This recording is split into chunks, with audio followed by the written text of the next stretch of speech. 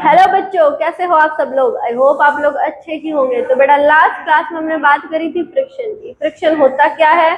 अगर कोई एक ऑब्जेक्ट दूसरे ऑब्जेक्ट की सरफेस पर मूव करने की कोशिश करता है तो क्या होता है, उस मोशन को अपोज करने के लिए एक फोर्स आता है जिसको बोलते हैं हम फ्रिक्शन।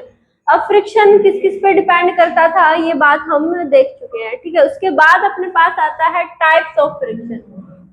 फर्स्ट टाइप है अपने पास स्टैटिक फ्रिक्शन। स्टैटिक फ्रिक्शन क्या होता है? जैसे कि अपने पास कोई एक ऑब्जेक्ट है, मान लो अगर ये कोई ये सरफेस है, सरफेस पर अपने पास कोई ब्लॉक है। इस ब्लॉक पर अगर हम फोर्स लगाते हैं, हमने एफ फोर्स लगाया, मान लिया हमने 10 न्यूटन का फोर्स लगाया, और ये इस फोर्स की वजह से ब्लॉक मूव ना करे। ध्यान से सुनना, हमारे फोर्स लगाने के बाद भी कोई ऑब्जेक्ट है वो मूव ना करे, तब उस टाइम पे जो फ्रिक्शन लग रहा होगा उसको बोलते हैं स्टैटिक फ्रिक्शन, ठीक है। बेटा, ये एडजस्टेबल होता है। एडजस्टेबल का मतलब क्या होता है कि ये अपनी वैल्यू को चेंज कर लेता है। अब कैसे चेंज कर लेता है? जैसे कि मान लो हमने 10 न्यूटन लगाया, ऑब्जेक्ट मूव नहीं करा, ठीक है। क्यों? क्योंकि अब इस डायरेक्शन में एक फोर्स लगता है जिसको हम क्या बोलते हैं, फ्रिक्शनल फोर्स लग रहा है, ठीक है। इस पॉइंट पर क्या है, इस पॉइंट पर अपने पास, क्योंकि ये ऑब्जेक्ट मूव नहीं कर रहा, मूव कब नहीं करता, जब बैलेंस फोर्स हो जाते हैं। हमने फोर्सेस के बारे में पढ़ा था ना। ऑब्जेक्ट क्यों नहीं मूव कर रहा? क्योंकि दोनों साइड बराबर फोर्स लगते हैं, मतलब बैलेंस फोर्स हो गया यहाँ पर। यानी जो फ्रिक्शन वाला फोर्स है, फ्रिक्शन अब किसके इक्वल हो गया, 10 न्यूटन के इक्वल हो गया, तभी तो ये ऑब्जेक्ट मूव नहीं करा है ना। तो अगर अब ये एडजस्टेबल है, एडजस्टेबल मतलब अपनी वैल्यू को क्या करता है, चेंज करता है। कैसे? जैसे अगर हमने इस ऑब्जेक्ट पर 12 न्यूटन का फोर्स लगाया, हमने इस डायरेक्शन में 12 न्यूटन का फोर्स लगाया, और ऑब्जेक्ट अब भी मूव नहीं कर रहा है। अब मूव क्यों नहीं कर रहा है? इसका मतलब क्या है कि इधर जो फ्रिक्शन लग रहा होगा उसकी वैल्यू कितनी हो चुकी है, उसकी वैल्यू अब हो चुकी है अपने पास 12 न्यूटन, ठीक है। तो फ्रिक्शन क्या करता है, अपनी वैल्यू को चेंज कर लेता है।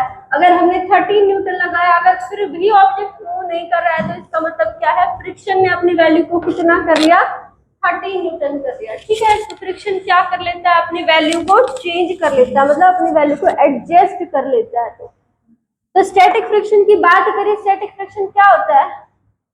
अगर हमने किसी ऑब्जेक्ट पर फोर्स लगाया और वो ऑब्जेक्ट मूव नहीं कर रहा, तो उस टाइम पर जो फ्रिक्शन लगता है उसको हम क्या बोलते हैं, स्टैटिक फ्रिक्शन, ठीक है। अब इसके बाद जो second friction type of friction आता है वो आता है लिमिटिंग फ्रिक्शन। लिमिटिंग फ्रिक्शन क्या होता है, देखो सुनो, आप इसी में देखो, हमने 10 न्यूटन लगाया, फ्रिक्शन ने भी 10 न्यूटन लगाया, ऑब्जेक्ट मूव नहीं किया। दूसरी बात, हमने 12 न्यूटन लगाया, अब भी ऑब्जेक्ट मूव नहीं कर रहा है। इसका मतलब क्या है, फ्रिक्शन जो अपने पास जो फ्रिक्शन वाला फोर्स होगा वो कितना हो चुका है, 12 न्यूटन हो चुका है। अगर इसके बाद हमने मान लिया हमने यहाँ पर 13 न्यूटन फोर्स लगाया, और 13 न्यूटन फोर्स लगाने के बाद भी ऑब्जेक्ट है वो नहीं चल रहा, ठीक है। इधर कौन सा लग रहा होगा, फ्रिक्शन का फोर्स कितना हो चुका है अपने पास, 13 न्यूटन, ठीक है। अभी देखो 13 न्यूटन लगाने के बाद भी अगर ऑब्जेक्ट नहीं चल रहा, मतलब फ्रिक्शन का फोर्स कितना हो चुका है, 13, क्योंकि तब अगर इधर 13 लगेगा तभी तो बैलेंस होगा।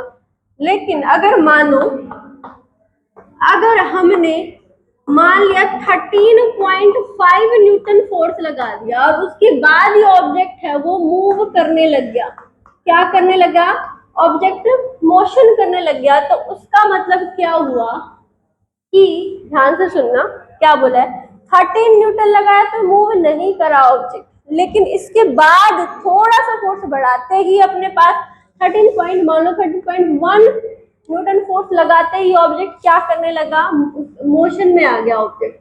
इसका मतलब क्या है, इसका मतलब ये है कि ऐसा फोर्स जो ऐसा फ्रिक्शन जो तब लगे जब object just about to move, मतलब बस चलने ही वाला है। यानी 13 न्यूटन पे क्या था कि ऑब्जेक्ट बस चलने ही वाला था, क्योंकि 13.1 पर ऑब्जेक्ट क्या करने लग गया, चलने लग गया। तो ये क्या है, इस फ्रिक्शन को बोलेंगे हम लिमिटिंग फ्रिक्शन। ध्यान से सुनना फिर से, ऐसा फ्रिक्शन फोर्स जो तब लगे जब object just about to move, मतलब बस चलने ही वाला है। तो यहाँ पर देखो ना 10 पे चला, ना ऑब्जेक्ट 12 पे चला, ना 13 पे चला, लेकिन 13.1 पर चल गया। मतलब क्या था, 13 न्यूटन फोर्स कितना था, 13 न्यूटन फोर्स को हम बोलेंगे लिमिटिंग फ्रिक्शन। क्यों? क्योंकि ऑब्जेक्ट बस यहाँ पर चलने ही वाला था, 13.1 पे क्या कर गया, चल गया। तो अपने पास 13 न्यूटन वाला फोर्स क्या हो जाएगा, इसको बोलेंगे लिमिटिंग फ्रिक्शन। ये बेटा मैक्सिमम फ्रिक्शन हो सकता है। मैक्सिमम स्टैटिक फ्रिक्शन को ही क्या बोलते हैं, लिमिटिंग फ्रिक्शन। स्टैटिक क्यों बोला, क्योंकि स्टैटिक में ऑब्जेक्ट चलता नहीं है, यहाँ पर भी ऑब्जेक्ट चला नहीं है, लेकिन इसको लिमिटिंग क्यों बोला, लिमिटिंग इसलिए बोला क्योंकि ये स्टैटिक फ्रिक्शन की मैक्सिमम वैल्यू है। इसके बाद जो ऑब्जेक्ट है वो बस चल गया, चल जाएगा या इसके बाद ऑब्जेक्ट बस चल जाएगा। ठीक है, तो इसको बोलेंगे हम लिमिटिंग फ्रिक्शन। इसके बाद अपने पास बेटा थर्ड आता है काइनेटिक फ्रिक्शन। काइनेटिक फ्रिक्शन क्या होता है, काइनेटिक फ्रिक्शन तब लगता है जब ऑब्जेक्ट है वो मोशन में होता है। ठीक है, काइनेटिक फ्रिक्शन कब लगता है, जब ऑब्जेक्ट मोशन में होता है। जब ऑब्जेक्ट मोशन में होता है उस टाइम पर जो फ्रिक्शन लग रहा होता है उसको बोलेंगे हम काइनेटिक फ्रिक्शन। अगर हम बात करें लिमिटिंग और काइनेटिक में से ज्यादा कौन सा होता है, लिमिटिंग बड़ा होता है, काइनेटिक बड़ा होता है, तो बेटा अपने पास जो लिमिटिंग फ्रिक्शन होता है वो ज्यादा होता है किससे, काइनेटिक फ्रिक्शन, काइनेटिक फ्रिक्शन से। क्यों ज्यादा होता है बेटा, ये इसलिए ज्यादा होता है क्योंकि आप लोगों ने ऐसा कभी फील करा होगा, एक बड़ा सा बॉक्स है और उसको आप लोग धक्का दे रहे हो तो आपसे मूव नहीं हो रहा, लेकिन आप लोगों ने जैसे तैसे करके उसको मोशन में लगा दिया, मोशन में मतलब वो ऑब्जेक्ट है वो मोशन करने लग गया। तो उस टाइम पे आप फील करना, जब वो ऑब्जेक्ट मूव कर रहा है उस टाइम पर आप फोर्स लगा रहे हो वो कम हो जाता है, बजाय उसके जब वो मोशन नहीं कर रहा था उस टाइम पर आप जो फोर्स लगा रहे हो।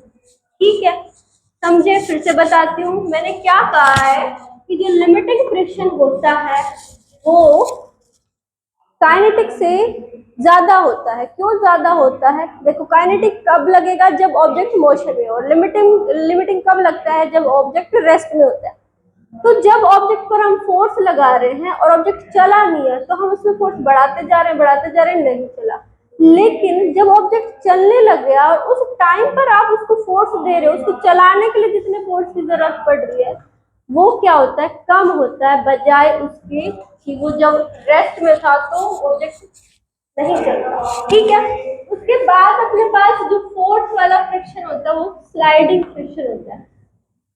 स्लाइडिंग फ्रिक्शन क्या होता है जैसे जब कोई भी ऑब्जेक्ट है वो रोल कर रहा है स्लाइड कर रहा है। जैसे कि मान लो अपने पास यहाँ पर देखो, ये अपने पास मान लो कोई इंक्लाइन प्लेन है, यहाँ पर कोई ऑब्जेक्ट है, जैसे आप लोग देखा होगा स्लाइड करते हो ना, तो स्लाइडिंग होती है, फिसलन पट्टी तो ऊपर से नीचे आते हो, है ना, तो वही स्लाइडिंग। तो ऑब्जेक्ट जब कोई किसी प्लेन पर ऐसे स्लाइड करता है तो उस टाइम पर जो फ्रिक्शन लगता है तो उसको बोलते हैं हम स्लाइडिंग फ्रिक्शन। फिर से सुनना, ऑब्जेक्ट जब किसी इंक्लाइन प्लेन पर स्लाइड करता है तो उसकी मोशन को रोकने के लिए जो फोर्स लगता है उसको हम क्या बोलेंगे, स्लाइडिंग फ्रिक्शन। उसके बाद अपने पास फिफ्थ आता है रोलिंग फ्रिक्शन। रोलिंग फ्रिक्शन क्या हो गया, रोलिंग फ्रिक्शन तब लगता है जब कोई ऑब्जेक्ट किसी दूसरे ऑब्जेक्ट की सरफेस पर रोल करता है। जैसे कि व्हील्स होते हैं ना, व्हील्स को आप किसी सरफेस पर ऐसे घुमाओगे या मोशन करवाओगे, उस टाइम पर उसकी मोशन को रोकने के लिए जो फ्रिक्शन लगता है उसको हम क्या बोलेंगे, रोलिंग फ्रिक्शन। ठीक है बेटा, एक बार आप इसको नोट कर लो ध्यान से। तो बेटा ये तो अपने पास टाइप्स ऑफ फ्रिक्शन थे, इसके बाद भी हम एक दो टाइप और देखेंगे। उससे पहले आप ये जानो, देखो जो स्टैटिक फ्रिक्शन होता है वो सबसे ज्यादा होता है, उसके बाद अपने पास स्लाइडिंग फ्रिक्शन आता है और उसके बाद आता है रोलिंग फ्रिक्शन। यानी जो रोलिंग फ्रिक्शन होता है वो सबसे कम होता है, स्लाइडिंग फ्रिक्शन उससे ज्यादा होता है, और जो अपने पास स्टैटिक फ्रिक्शन होता है वो सबसे ज्यादा होता है। आप लोगों ने देखा होगा किसी एक ऑब्जेक्ट को, मान लो एक बड़ा सा बॉक्स है, उसको अगर आप ऐसे स्लाइड करके ले जाना इजी रहेगा, या फिर उसके नीचे अगर हम व्हील्स लगा दें, व्हील्स लगा दें और उसको पुल करें, उसको पुल करके या पुश करके लेके जाए कहीं पर, वो इजी रहता है। तो आप लोगों को सबको पता है कि व्हील्स है वो क्या कर देते हैं, फ्रिक्शन को कम कर देते हैं, हमें इजी टू पुल हो जाता है। हमें अगर एक जगह से चीजें दूसरी जगह पर लेकर जानी होती है तो हमारे लिए इजी रहेगा कि एक ऑब्जेक्ट के नीचे अगर व्हील्स लगा लेते। क्यों? क्योंकि व्हील्स क्या करते हैं, व्हील्स हमारे फ्रिक्शन को कम कर देते हैं। ठीक है, तो अपने पास जो फ्रिक्शन होता है कौन सा, ये जो रोलिंग फ्रिक्शन होता है ये सबसे कम होता है। यानी रोल करवाना किसी भी चीज को बहुत इजी होता है, बजाय उसके ऐसे स्लाइड करके उसको धक्का लगा लगा के उसको कहीं पर लेके जाओ। और स्टैटिक फ्रिक्शन तो सबसे ज्यादा होता ही है। स्टैटिक फ्रिक्शन की अपने पास जो मैक्सिमम वैल्यू होती है वो कितनी होती है, लिमिटिंग फ्रिक्शन। ठीक है, तो बेटा आज के लिए बस इतना ही। हंसते रहो, मुस्कुराते रहो और करते रहिए।